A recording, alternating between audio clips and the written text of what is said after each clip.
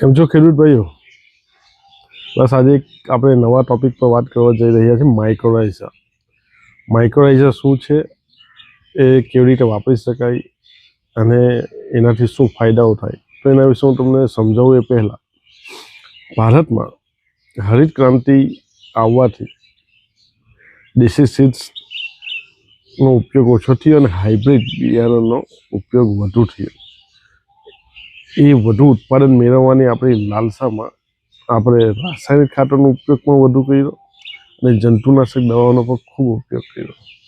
આપણે ઉત્પાદન તો લીધું, પણ જોડે જોડે જીવજંતુ અને પશુ પક્ષીઓ, જમીનમાં રહેતા કીટાણુઓ જે સારા છે, ખરાબની સાથે સાથે આપણે સારાને પણ માર્યા છે. તો આ બધું વધુ પડતું ઉપયોગ કરવાથી માનવ શરીર પર કેન્સર, ડાયાબિટીસ, હૃદય રોગ, આ બધી બીમારીઓનો ખતરો આવ્યો અને આવી રહ્યો છે. તો આ જોતા જે ભારત ગવર્મેન્ટ છે એ ત્યાં ખૂબ સજાગ છે અને વિચારે છે કે આપણે જમીનને નુકસાન ઓછું થાય એ માટે આપણે કયા કયા પગલાં લેવા. તો એ સ્વરૂપમાં બાયો ફર્ટિલાઇઝર, ઓર્ગેનિક ફર્ટિલાઇઝર ઘણા આવી રહ્યા છે અને આપણે ઘણા ઉપયોગ પણ કરીએ છીએ.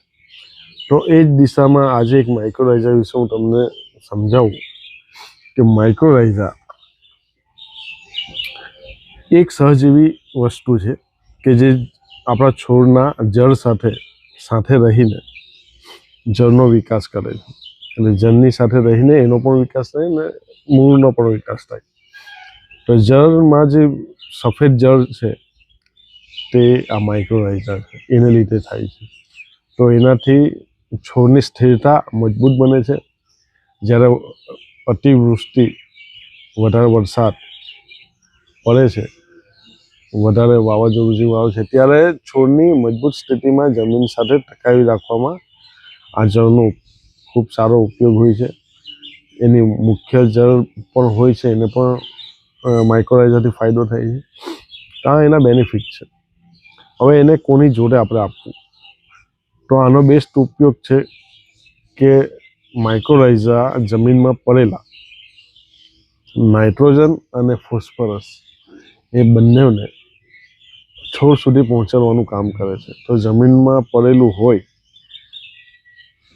ફોસ્ફરસ અને નાઇટ્રોજન, આ બંને કન્ટેન્ટ છોડ સુધી પહોંચાડે છે.